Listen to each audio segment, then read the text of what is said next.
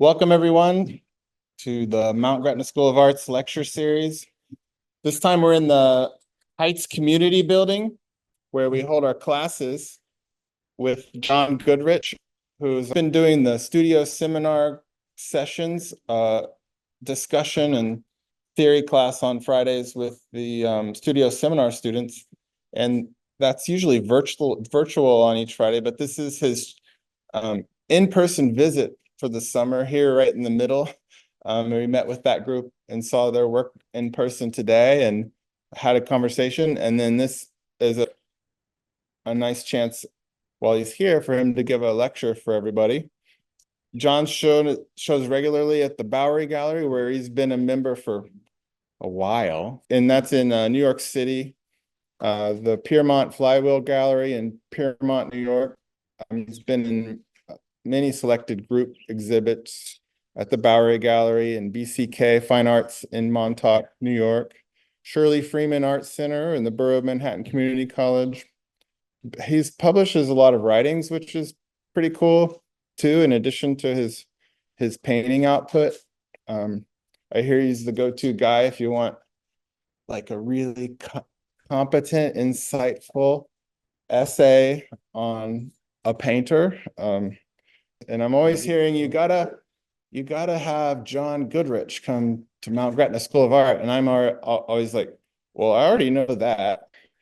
So he's written for Hyperallergic, artcritical.com, essays for Westbeth Gallery, catalog essays for Thaddeus Riddell. He teaches at Haverford College. He's taught at Borough of Manhattan. He's taught here.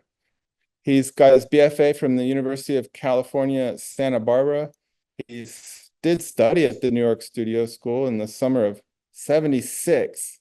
I was born that September, so that's fun. And he also studied at the Kansas City Art Institute and did a similar kind of summer program at Skowhegan before that.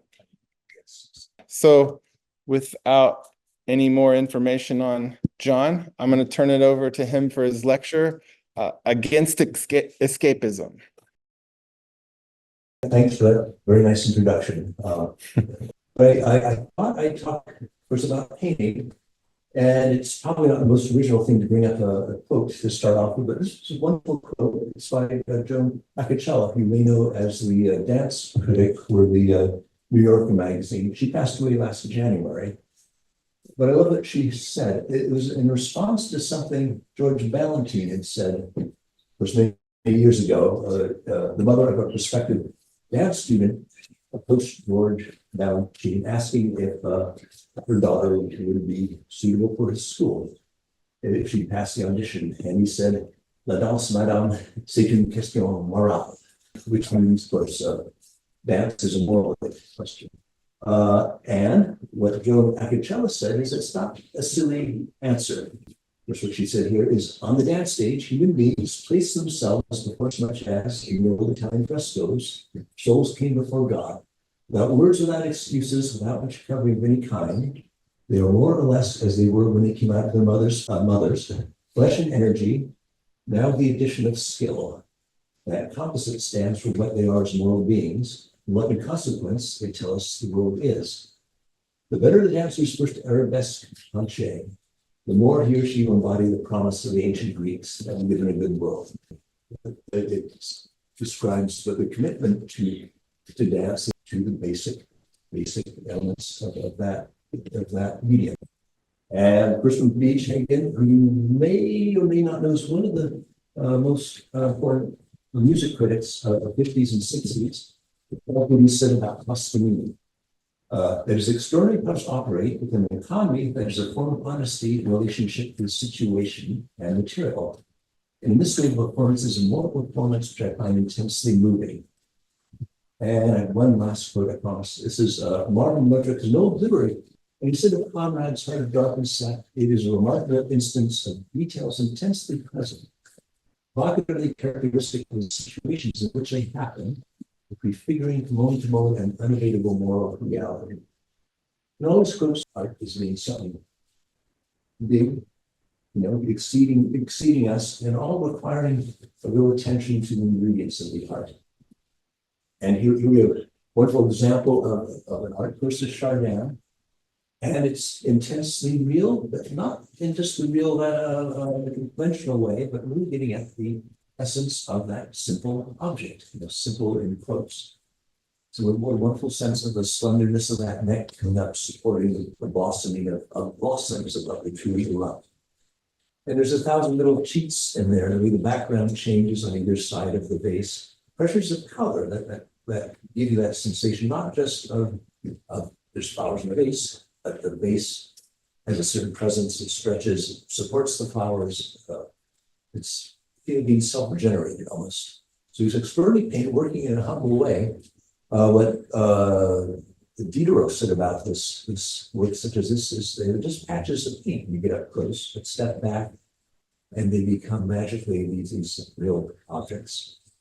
Well, I think great painting like this can be done really, well, potentially anytime, anywhere, any culture. It really just depends on people seeing the world and finding within their own knowledge of painting some ways of doing this, recreating life in paint the way Chardin did.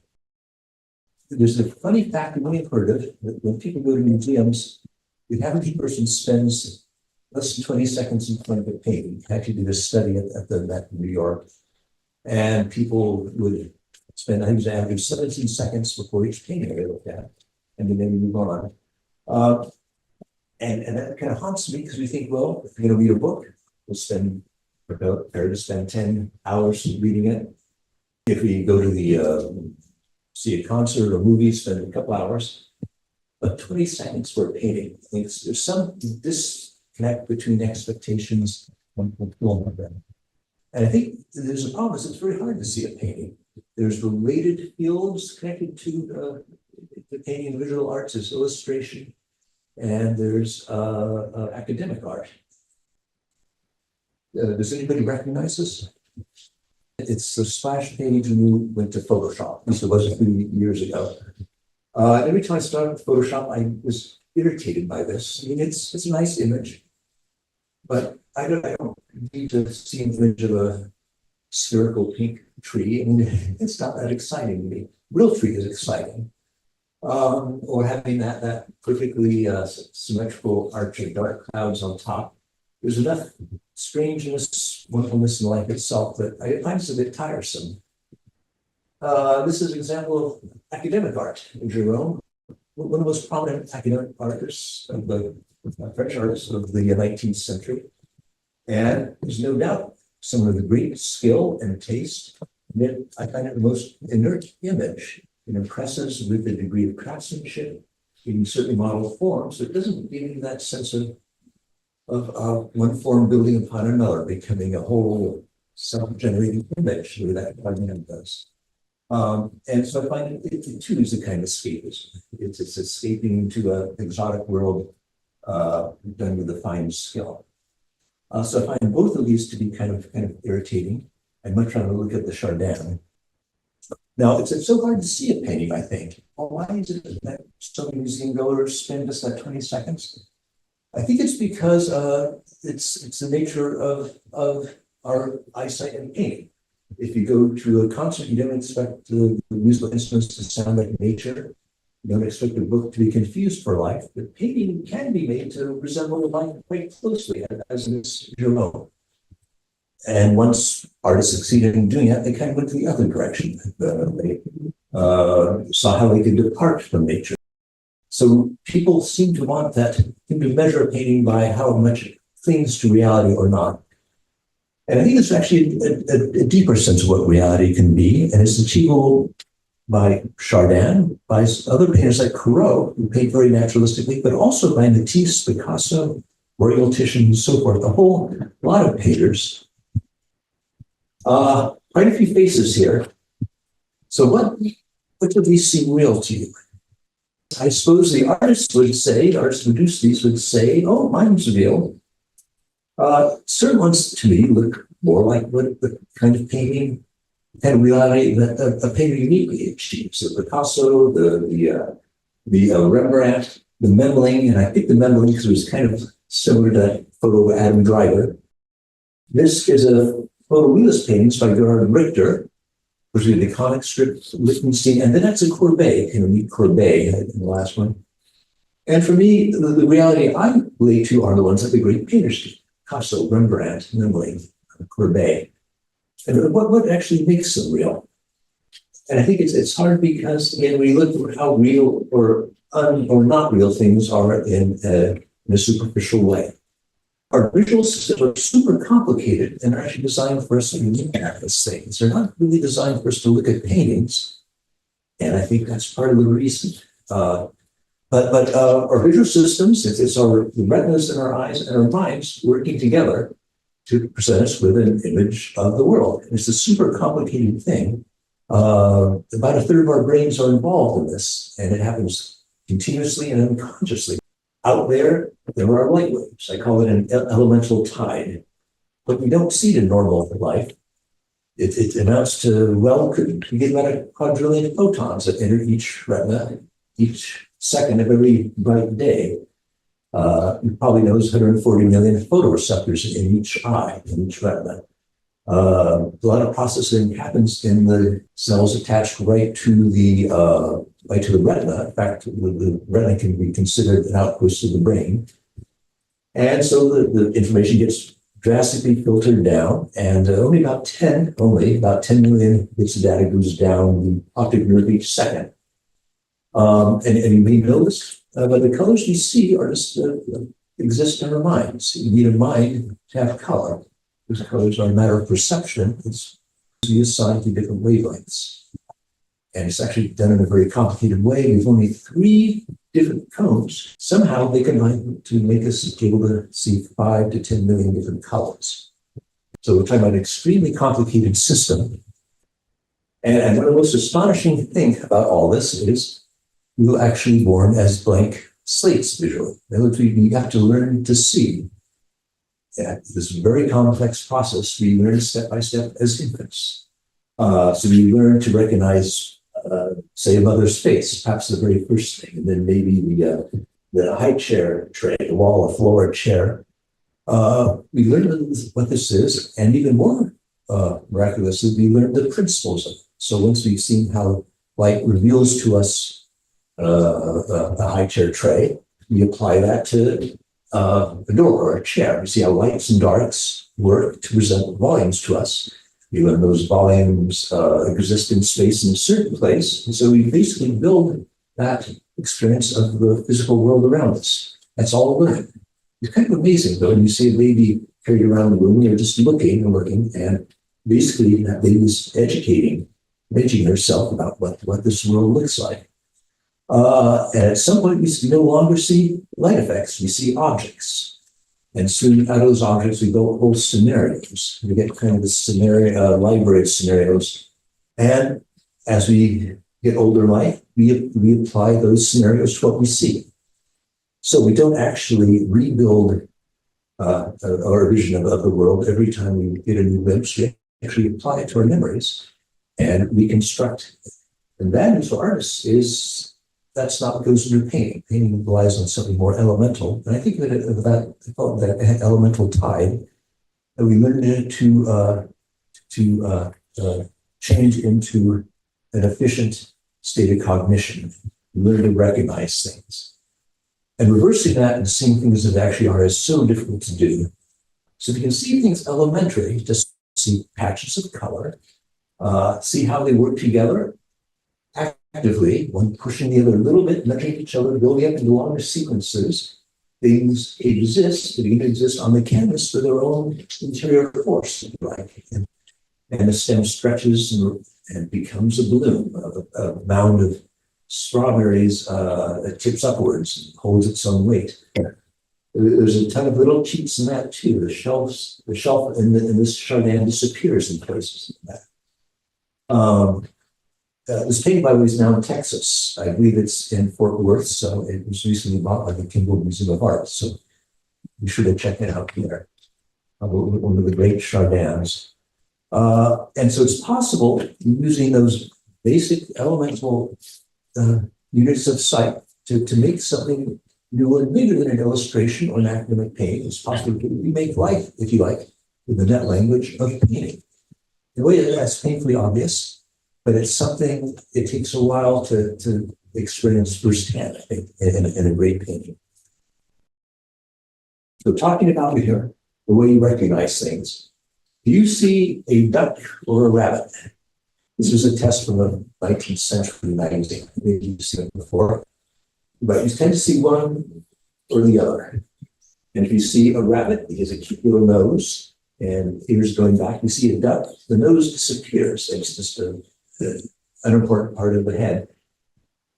The thing to remember is you can't see both at once. And that's your mind busy recognizing things. The mind is this. That's the reason why it's hard to look at a Chardin. I'm not used to it. You look at it, okay, nice bouquet of flowers.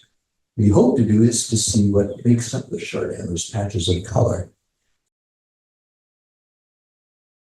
Our visual systems compensates for light, for shadows. And so A and B are the same tone. If you took a measuring device and measured it, they'd be the same tone. If you tried to paint this scene, you'd have to use the same tone to do the two. Hard to believe. You'd swear that A is dark and B is light. That's just because your mind has tricked you into thinking that. There it is. So your eyes are tricking you. They've been tricking you all along, but in useful ways. But you have to undo that bit of trickery when you paint. Those two, there's the dark brown on the top, the orange on the bottom. You're probably going to guess what happens. They actually are the same color. They are the same color, but they appear different, very different, because our eyes are compensating. We pick up in an elemental way all the shapes, our mind filters it, decides, okay, that's that shadow. That means that surely that's a dark brown on top and a bright orange below.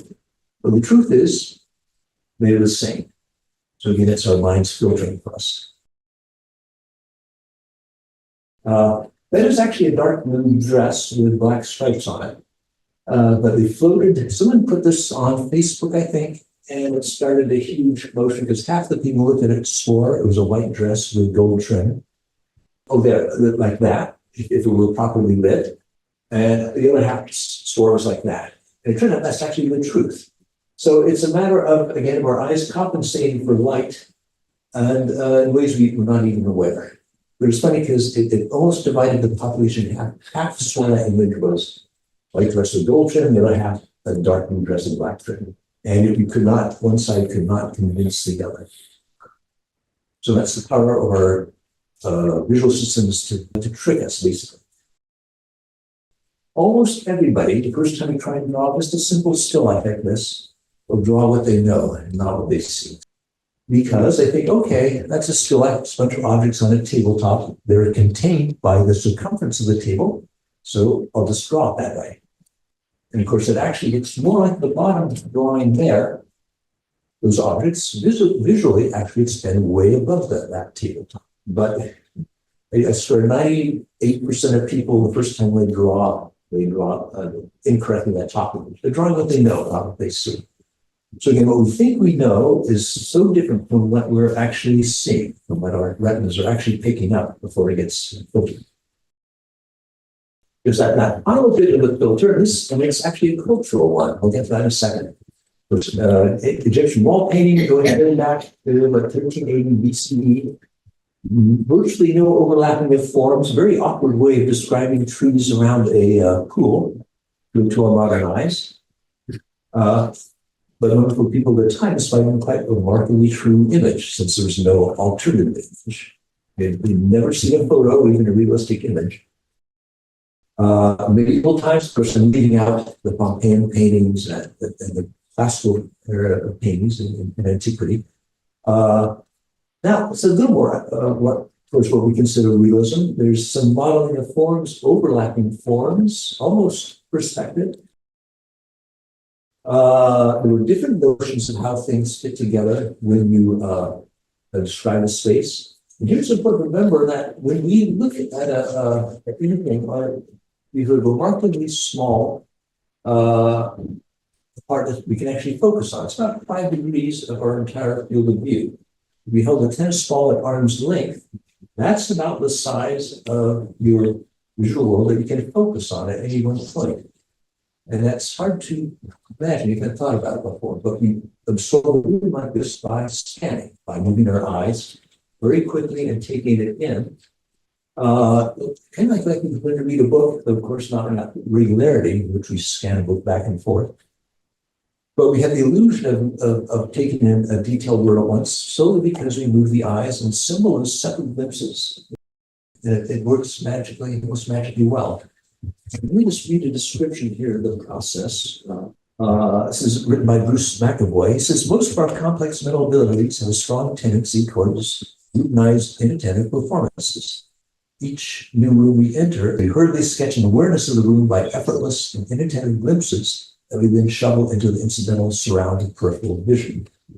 So what we think to be a comprehensive, detailed view of the world we actually build by combining glimpses. So vision is a very mobile, animated experience, and we take an entire world in all its width and breadth with a whole lot of processes which are very different from what we might think happens based on what you see in a say, academic painting. These are not fixed, and they're not equally detailed at all times. It's our impressions of the world are made on the fly. Getting back to that sewing that world, people have difficulty figuring out how to make what perspective would be. Here's something called curvilinear perspective. You can see the ground plane actually curves at our tops of the buildings curve. And I'll get back to this in a second, but it is close to what we actually experience when we sweep our eyes across the space. Our Dürer, he says he actually learned perspectives from the things he learned when he went to Italy, but this was before his trip. And in a peculiar space, it's coherent within its own terms, but that isn't crucial perspective there. And there we have it. We have the High Renaissance, we have perspective. Brunelleschi and Alberti figured out a perspective system around 1415. Ever since then, we've had linear perspective, which is a very useful way of predictably presenting the world. However, there are even some gaps in that. And the next slide, please. That is the old post office in New York City. If you were to stand across the street, look at it, and you have to sweep your eyes, take it in, and that's what you would experience. And of course, when you think about it, of course, it would occur that besides the pillars at the left and right are going to appear smaller, shorter, because they're further away than the ones in the middle. That means that whole facade has to curve. In fact, if there's an instance of that happening, you could set up a camera with a wide-angle lens, and it will deliver to you that picture. So that's not linear perspective. So I'm just pointing out that linear perspective is one way of putting the world together, but it is a convention, and it's a cultural filter, if you like, that we apply to Western paintings. And if we don't see the right perspective in something, we say, oh, that's wrong. But perspective is not within nature. It's something we've imposed upon it for the purposes of paintings, drawings, architectural drawings, and so forth. Oh, except for some painters, some great painters like Raxwell Downs, I'm sure you're all aware of his work. And he went ahead and painted what he would have seen in a wide view like this. People knew about this at the dawning of the age of perspective. So is this more true than perspective? You could argue that it is. Oh, okay, so what does this all have to do? Well, I like what Balanchine said and Hagen. They said you had to really look at the elements of the meaning, the most basic things, whether it was words, musical notes, dance steps, or patches of color, see what they can do within that discipline. And here the painting discipline is to build a rectangle of paint. And for me, the crow on the right there is a wonderfully powerful, real image. The drone on the left is certainly quite beautiful. It's very elegant. You can get a sense of the expression of the person, but it's flat and it's inert. There's no sense of anything belonging where it is because it has to. There's no gathering of rhythms, no resolve in details. So you proceed equally well from the far shoulder to the neck to the ear to the brow. On the other hand, Crow's done something more. He's seen what those little elements of color can do, those color patches, and he coordinates them. He says, well, okay, there was an arm there, But to make the shoulder neck to hold in place, I have to get the strength of that arm and then oppose it to the way that axis of the neck, head, and that flange behind her shoulder, how those work. And then get the head and have weight, I have to rest it upon that middle turn of the knuckles. To support the head, I have to make first the skirt, and how that siphons upwards, passes through that black band in the middle, and then up to the back of the neck, along that long angle axis, and it holds there, the head holds there with a certain tension, which you don't, there's something kind of wonderful about that crow. He's made not just the image of something, but made it active. He's given life to the gestures. And so whether or not we can even know as a figure, we can sense there's something active going on. And there's a reason for everything being there. And by the time we get to those 5 little beings on the top of her head, we've really gone through a journey. So the journey from that book to her hairpiece is a journey. It's a long, complicated thing. And you feel like you've been taken into a deeper experience. So I think that's doing that on that commitment to the elements of pain and pursuing them as far as they can go. Again, actor with Jerome is maybe a little escapist. He's done something pleasing, but not really plumbing the depths of what pain can do or what life looks like. Which is a bunch of quotes here. So many artists have said they wish they could see like a child. And I always repeat, the good Lord, give me my childhood back, said Crow. That is to say, to grant that I may see nature and know it like a child, not primitive. Monet, Cézanne, Kollwitz, Picasso. It's a recurring refrain, one after the other. This is John Ruskin. Actually, a lot of them were kind of echoing what John Ruskin said, who was a great art critic and art historian of the Middle British in the 19th century. Says the whole clinical power of painting depends on our recovery of what we call the innocence of the eye. That is to say, the sort of child's perception of those flat stains of color merely as such without consciousness of what they signify. As a blind man would see them as something gifted with sight. And that sounds suspiciously like what Monet said. I know we talked about art and illusion, by Goodrich, Goodrich, and he says some very astute things. He's very interested, not just in painting, of course, he's a great art historian, but also the mechanics of sight and the neurology of sight. And he said at one point that we see what we expect to see. Some a neuroscientist got on and said that vision is just a controlled hallucination.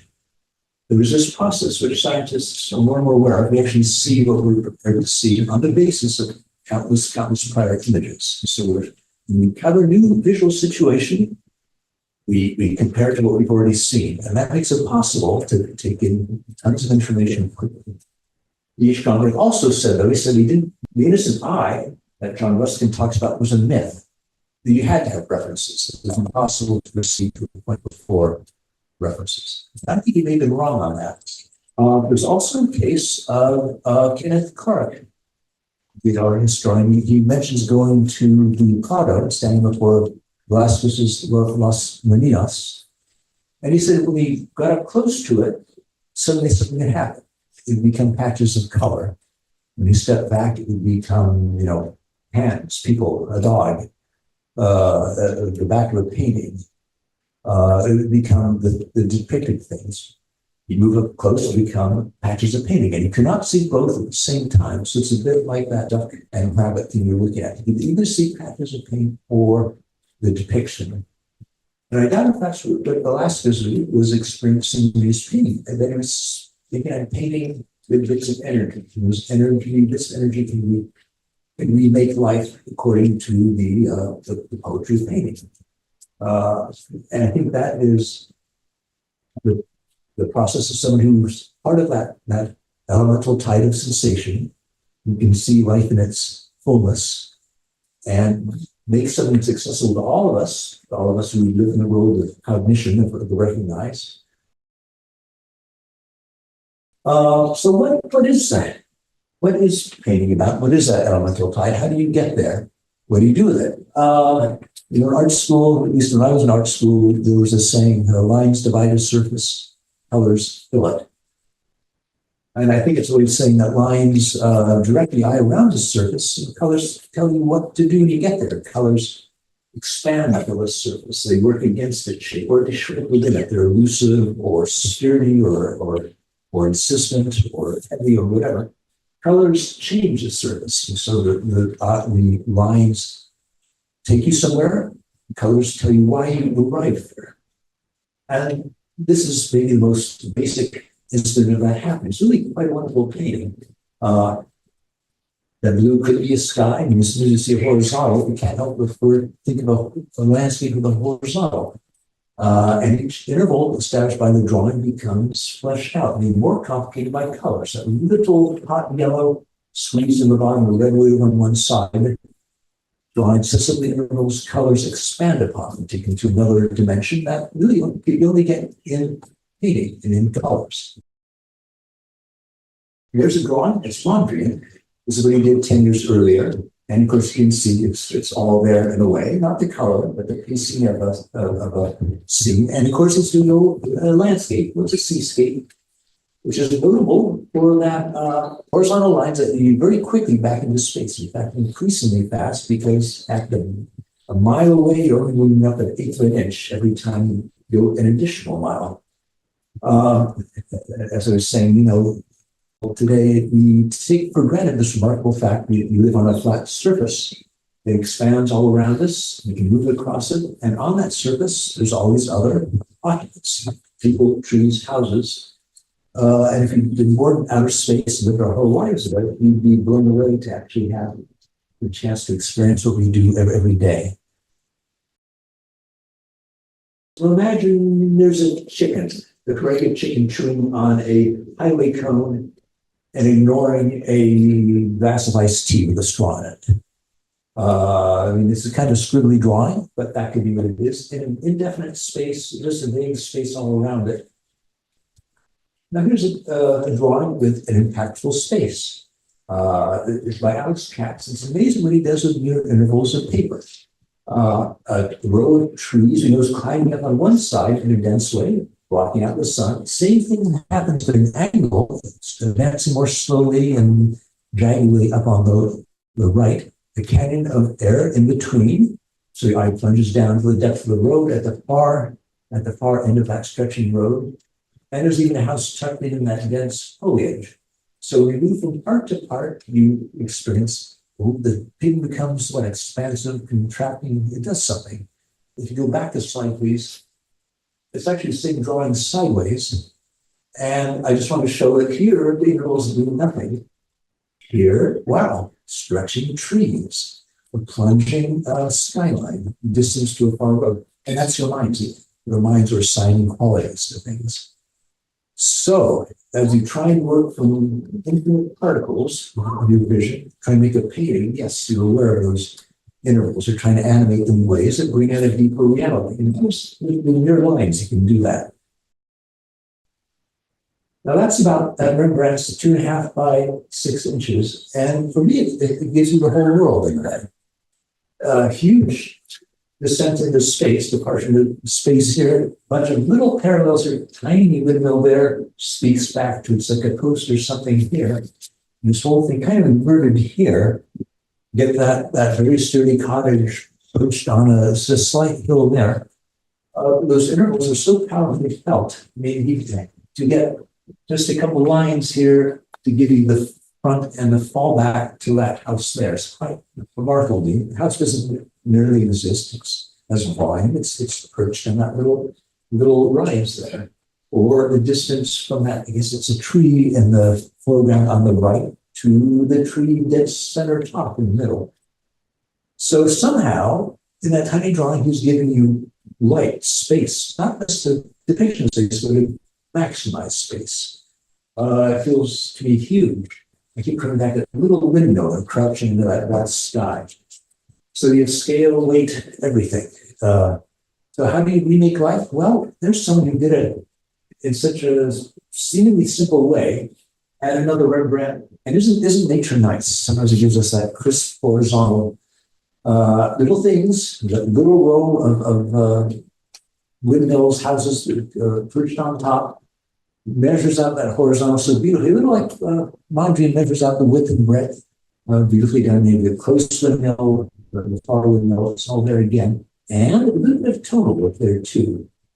So there's a few tones, yes, it brings out that extra bit of volume on the house. And another Rembrandt, I can't get enough of this. It's kind of cool. He around 1650, just walked around Amsterdam and drew stuff. And he mostly he just sort of put into a book for safekeeping, and that was it. One sense again of departing in the distance. Those the two boats in the water and the group of figures, which are almost like a third set of masts there. And again, I get such a sense of the movement of forms across a plane, drastically receding under a big sky, and it's only what 6 by 5 inches there. Oh, we need another one. Okay. A lot of tonal work here. So really the first step into color. As you know, color can be measured in terms of hue, tone, and intensity, and there's tones. The first tones do give you light. They don't give you the temperature of the light the way colors do. But with the drawing like this, you sort of need to tiptoe into what color can do. Isn't that great? A little squiggle there, and he's got the whole foreground. And other great draftsmen, of course, Matisse, a whole different kind of thing. No tonal work here at all. It uses overlapping to give you what volumes, the complete figure, even the weight of the figure, and even your point of view. As you know, you're looking down at that figure towards the floor, and without even any indication of the floor. So it's amazing what lines can do. And I came across this drawing recently, a Klimt drawing, and really kind of astonishing. Of course, kind of similar in motif to the Rembrandt, Matisse, but totally different. Here he's really giving you looking at the insides of the figure. You know, the way one shoulder presses into space, the way there's that long climb from the nape of the neck down to the hand, and real momentousness to that dip of the head being the resolve of the line cutting across the shoulder. So it's amazing what lines can do for you. He's doing for the figure, I think, what Rembrandt did for the landscape. The Bonnard drawing is not so casual, and yet it's such a disciplined view of space. You're looking way down at the water, moving step by step back across the surface of first the water, then the shoreline with its cows and trees, and finally, I hope you use a hillside beyond that. So you get a really powerful sense of your point of view and how things occupy space. And yes, another Bonnard. Such a sense of those intervals, horizontal and vertical. And a lot of tonal work here. Of course, light is a little bit crucial for artists. It's not just that we couldn't function as artists without light. Light informs everything we do. And this is so much about light. Just look at that back wall, how much it changes. Bright direct light on the left, it's shadowed on parts of the right behind the door. The door itself is somewhat shadowed. You go into a whole different zone within that. It's either a closet or the next room, and you work those verticals of the figure against it. Little highlight on the top of the face, that little cut of the hand, the little horizontal you arrive at, moving up from the bottom. Those intervals there, and light, intervals of light, if you like, that he's uncovered in drawing that. So where does that take? Color. I don't think you can just stick your toes into color. Once you committed using color, you've gone over the edge. Color qualifies everything. Every interval you made in drawing becomes charged. And this rock, but of course, it could be a landscape. Like I say, it's very hard not to read real sensations into something.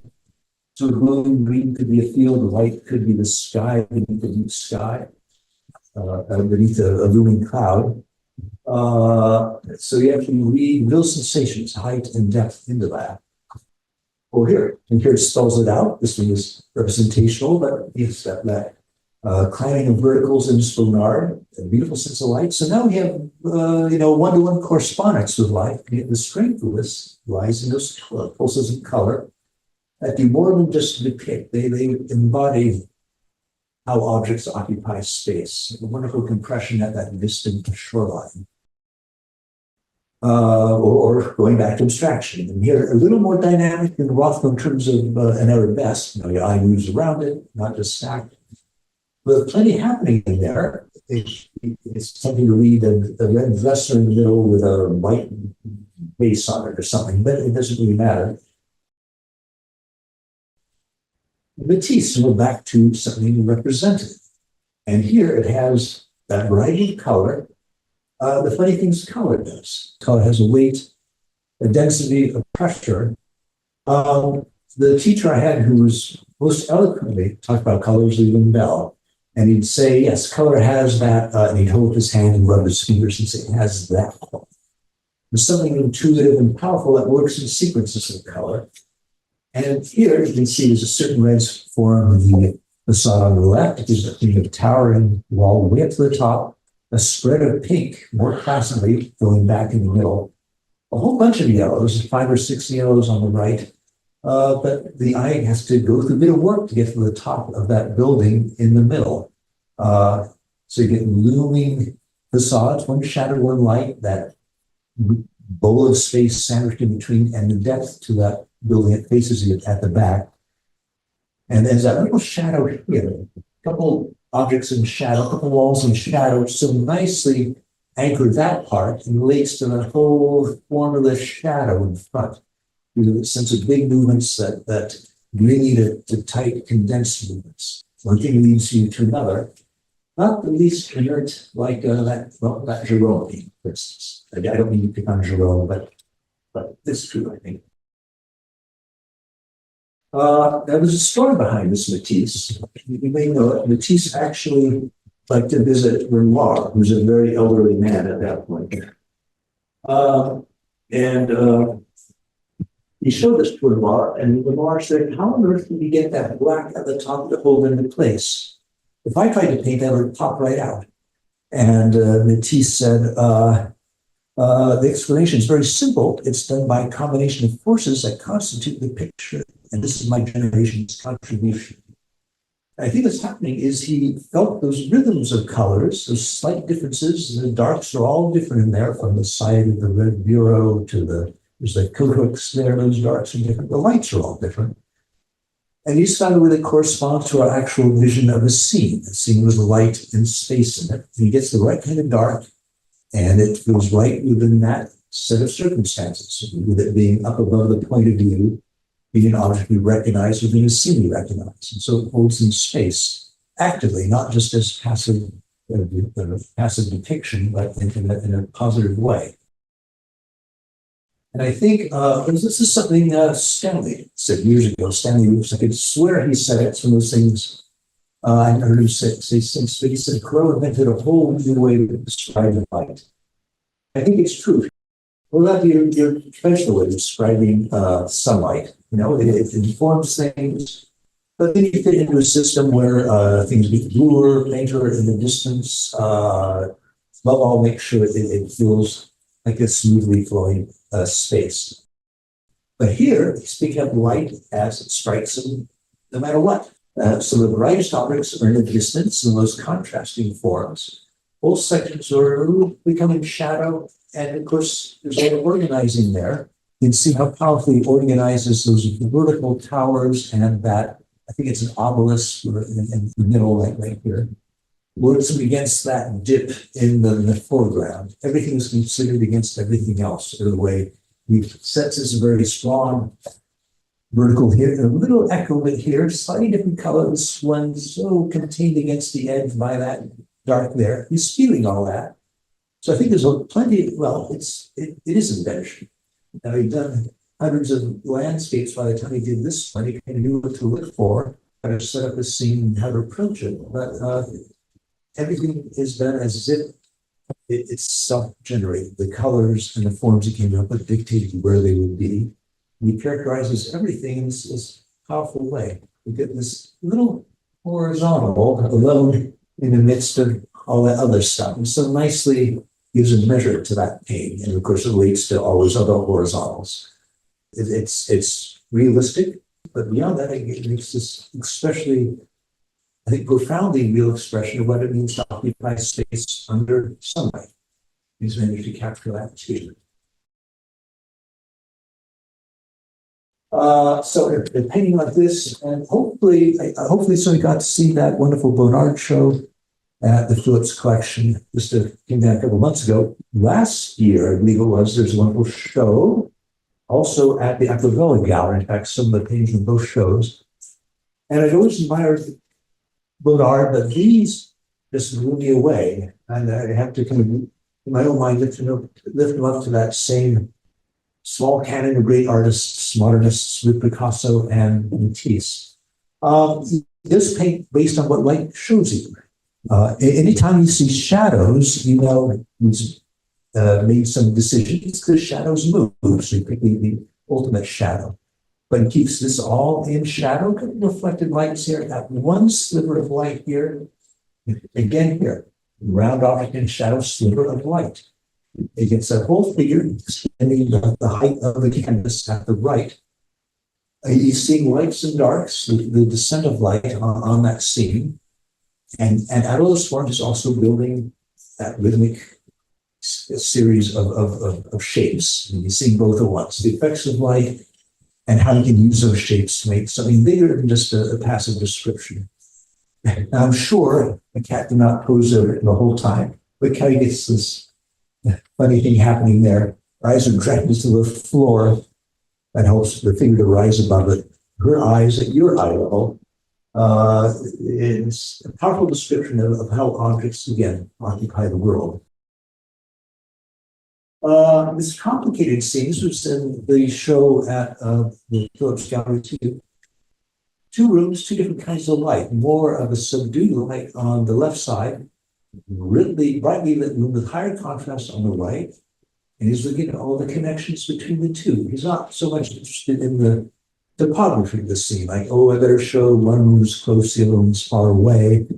One is 3 feet away, the other wall is 10 feet away. That's not what he's trying to do, I don't think. Instead, he's looking for that reality that comes out of a certain use of colors and lines. Look how those two rooms connect with all those horizontals. The horizontals give the measure to the figures. So this one rising up here, even more so to this one with the greater contrasts there. And it really is a wonderful, seemingly casual scene, but made so brilliantly present with this use of colors and shapes. I'm just noticing the difference now between this light shape here and that light there. So again, you moves, it's an animate vision that is everything belong uniquely in a certain place. And this one, this is usually in the Guggenheim Museum. And he's taken all kinds of liberties with this. It's not just that the figures this funny kind of ghostly shape on the edge. It looks like it's late afternoon outside, maybe based on the light. That's very convincing. And that is how a chair pushed against the window would appear just silhouetted. You would see details on the chair back and kind of melt into the divider of the window.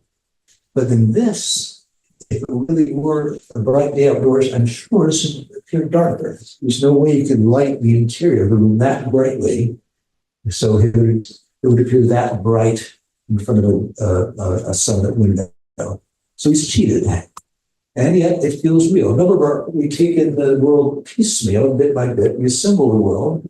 Now, this doesn't conform to the world we recognize, but it conforms to the world we may feel, taking in, again, that elemental tide. So I think it is truthful in the most important way, which is a painter sees the world. And it gives you the personality of each thing, the way those compotes hold up aloft from the table, those little collections of activity. So it's a wonderful painting, wonderfully complete, and I think truthful painting. Some people have been confused about where the table ends. Well, it ends here, of course. So part of the table extends beyond that pink fabric, and it's reflected. But he gets the quality of reflected light. So the colors are truthful. You know, the connections from corner to corner across the canvas, they're invented in a rhythmic way that brings out a deeper truth that makes everything matter. I guess that's the best way I can put it. And this, I enjoy this. I hope it makes sense. To Theo van Doesburg, who's a colleague of Mondrian, and probably influenced by that. Of course, they're all in the Bauhaus. I find something climactic in the Mondrian. That it's sort of what he did uniquely well. You know, he reduced painting to its essences. Van Doesburg makes a pleasing pattern, but it's not climactic. And so in Mondrian, I think of him as someone who saw what was in those Rembrandt drawings, would have seen what was in Bonnard, and I'm less convinced that Theo van Doesburg, likely he did, but he doesn't go for that climactic feeling of making each thing count uniquely. Is that making sense to anybody? Mondrian was a guy who liked jazz. He liked to dance. He actually wasn't just a tight guy with a militant personality at all. He was a rather shy guy who enjoyed the rhythms of life. But yes, nothing in here holds with the insistence that things hold here. So it's really driven the pattern of colors to about as far as he can go. He's really given each independence, unlike what happens here, where it's pleasing, but you just don't get that momentum of form. You don't get that sense of resolving, about to burst over. It's almost expanding beyond its edges here. That reaching that climactic hole where gestures not just kind of part of a system of gestures, but resolves what's happened up to that point. Yeah, there you see it. It's a big form here. It's not the blue in the Mondrian, but it does the same thing. Little red here, horizontals here. Dynamic composition. The colors pushing against each other. Nothing occupying its space passively, but actively. So shadowy building reaching up, blocking out a portion of that deep, deep sky. This little thing climbing up way over the edge, pushed over by a sequence here. So Matisse could paint. He could use color, and he could put the color dynamically in that rectangle. And there's a little bit of a lot of that need for active composition there. Lines and colors together making a powerful image. And it's a real image. So you get the real feeling of that shadowy facade above your point of view. Look what it does here. That little present of light, it's the light bouncing off the plaza in front of the church, and it so beautifully completes the sensation of light on that facade. Oh yeah, this Bonnard was in that show. And you think, this could be a bad idea. Like, okay, I'm gonna do something clever. I'm gonna have a figure, a very vertical figure, and I'm gonna put her 80% hidden by a doorway, and that's gonna be kind of dynamic. Well, it's a tremendous painting. It's tremendous because, well, it is a clever idea, but he fulfills it with colors. It becomes real in terms of those ingredients, those elemental particles of color on the canvas. And it's interesting how he leaves your eye about it. I mean, talk about Mondrian, a series of verticals against which he measures the figure, collections of detail here and here. And this collection here, of course, within the natural tones of the face. Such a wonderful feeling of constellations and that great space between them, how you move across big expanses, get from one to the other.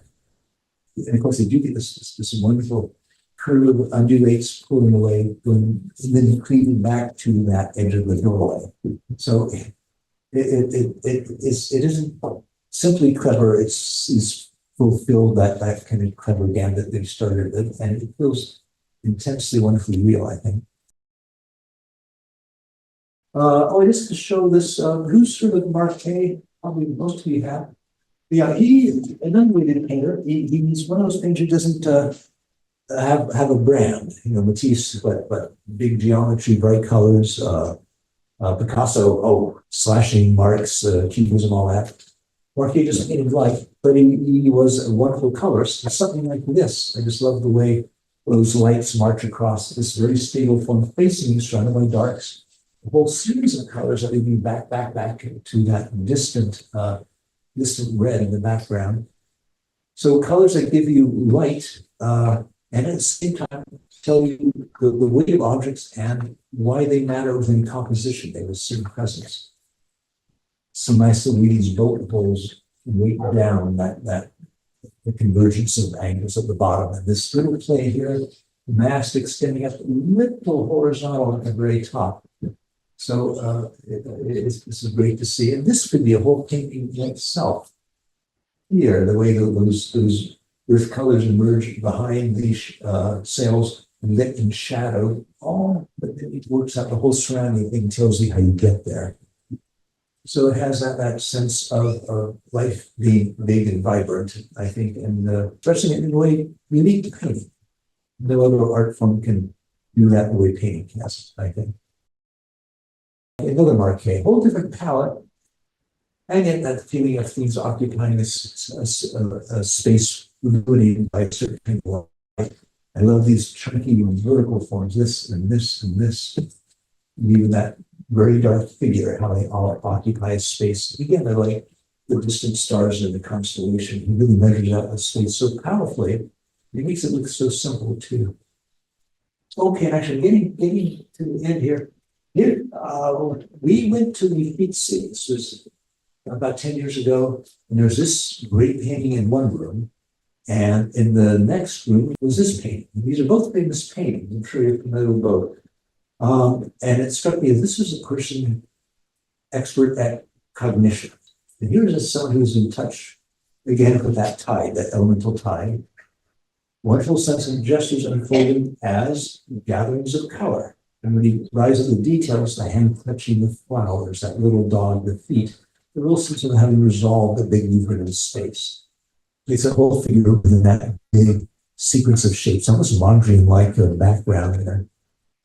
So everything actively occupying where it is, and a wonderful sense of scale.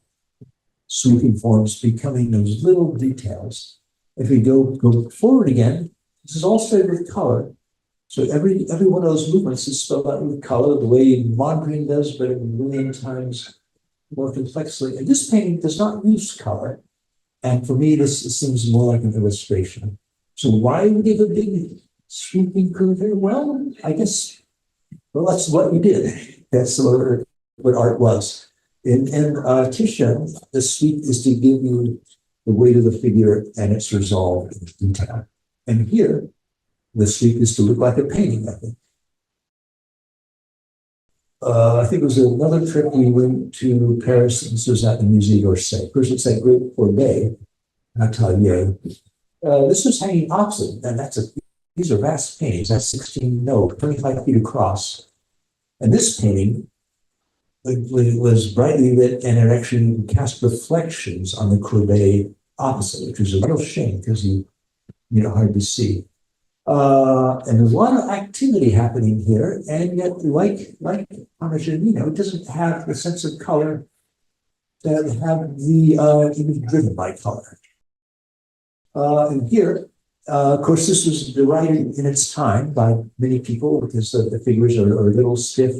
The perspective is not quite right. The cat is awkward. That floor plane is not conformed to normal perspective on a thing. And there's a huge sense, especially when you see it in person and absorb it as a fantastic units of color. That's what it is, after all. It couldn't be anything otherwise, but connecting it on that state, you sense this wonderful gathering of forms, rising of forms against gravity. This whole sequence here, gathering bit by bit out of color pressures, the energies of color. And this luminous forms here. It's a silly image in a way. I mean, there's Courbet in the middle, of course, and the whole world is watching him do a painting. So it's kind of cornball stuff in terms of the imagery, and yet it's so powerfully realized. You can't help but be amazed by it. Quote a couple things. It's just to wrap up. One is they're both by Matisse, actually. One is Matisse said, at a certain point, began to realize that color was a matter of using forces. That each color was like a force that propelled the image forward. Finally, I find key to consider colors as forces. To be assembled as inspiration dictates, colors can be transformed by relation. Black becomes red-black when you put it next to a rather cold color like Prussian blue. All the colors sing together. Their strength is determined by the needs of the chorus. It's like a musical chord. And I think that's what these artists do. They build something bigger than the parts, and it becomes this remarkable recreation of lifetime. For instance, I find in Bernard's paintings, something that's totally apart from escapism. I find engagement with life and what painting can do. I admire the bravery he has to absorb that whole kind of sensation and the resolve to wrestle with it within a painting's terms, and the wit to produce an image the very opposite of escapism. It brings us closer to what life actually does. And I'm going to wrap up. If I can find it here, piece. This is what he said. The effort needed to see things without distortion takes something very like courage. And this courage is essential to the artist who has to look at everything as though he saw it for the first time, as to look at life as he did when he was a child. If he loses that faculty, he cannot express himself in an original, that is, a personal way. Okay, so if anyone has any questions.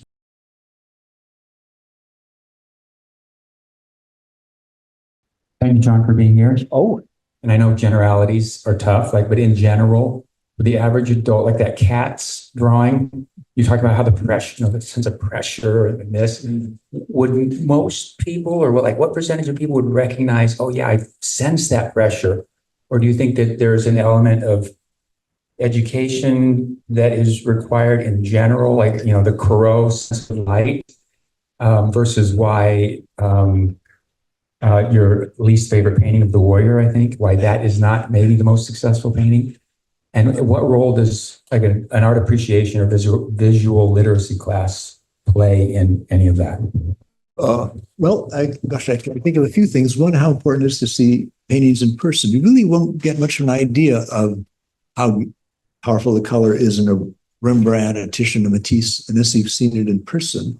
If you've seen a bunch of Matisses, you'll have an idea looking at a Matisse in a book or a screen, but that pressure of color really doesn't come through a reproduction. Even in the best screen, it doesn't get that funny density of pigment. Having said that, I think a lot of people sense something mysterious happening in a Rembrandt. There's just something beyond words. I think most people do. And it's so hard to verbalize because it's not a verbal experience. It's a visual experience. And how do you pass that on to someone else? Well, I guess you do a painting maybe, but you can't really explain it in words. I mean, as I kind of tried to do here, you can only hint at it. But I think people sense more than they think they sense. And on the other hand, vision is this funny thing where you tend to see what you want to see. And so, if you're prepared to have a wonderful experience looking at a terrible painting, maybe you'll have that wonderful experience. And maybe it's not even so bad. So I think the point I'm trying to make is, painting, it is a major art, literature, music, the fine arts. Behold. Well, they actually are pretty great. And painting is the same way. Though it is funny that you just see streams of people kind of wandering through a museum, and they know they're looking at great art, and you think they'd want to fixate on it or something. But I think no, they see maybe they could have Rembrandt, and there's a person done with the brownish pigments, slightly ragged pigments with a sentimental expression. I think, okay, next. But to really see what Rembrandt does, it helps if you look at one of his students' work and you realize there's something special about Rembrandt. And I think probably if you spend even just a couple of minutes, you'll begin to sense that. Of course, there's a lot of arguments about what are real Rembrandts and what aren't, but I think you can acquire a sense on your own. Rembrandt makes each part uniquely important. So it isn't a matter of just some kind of likeness to what we take as reality. It's a rebuilding of reality, a remaking of gestures. I keep using the word self-generated, and that is in Rembrandt, and it's continuously in Rembrandt. It's obviously what he wanted to do. It's how he spoke to us. But it is a visual language. It's not verbal. And I do think it's hard to see what's in a painting, and the more realistic a painting, the more we just leap to that state of recognition to see a Rembrandt, but also to see patches of color. That's a neat trick, but we hope at least to see the energy of those patches of color and why it's not, this is a, surpassing likeness. It's not just a brownish painting. So if you want to see what you're seeing, you can go to a museum and say, okay, there's a Corot, one of the great painters. There's a Daubigny who's pretty good, almost as good. Doesn't place things with quite that profound sense of things belonging where they are. Or you can look at a Theodore Rousseau, who doesn't use blacks, tend to be inert. You can look at other colleagues of Corot, and Corot is special. And that's one way to know what you're seeing. But yeah, I think we all live. I mean, I live in a state of somewhat murkiness. I know there's stuff out there, and I appreciate it. I appreciate the wonder of it. So getting back to those first three statements about the morality of art, I think part of that morality is being open to visual experience, and then also aware of the possibilities of it. And so I'm not sure Matisse historically, by historical standards, is among the very greatest painters. I mean, you've had Bruegel and Giotto and Watteau, but he sure appreciated all those people and did an awfully good stab at it. So I think no matter who you are, you'd have to give him credit for that. Does that make sense? So I think for us, for all of us, I feel, our job is to see truly both life, how big it is, and then to try and get some sense of that depth of what painting can do. And it's kind of liberating. I don't think it's confining to be working a rectangle. I find the rectangle becomes an enlarging experience. There's so many things you can do within it that it actually is freeing in that way. That's it. Thank you.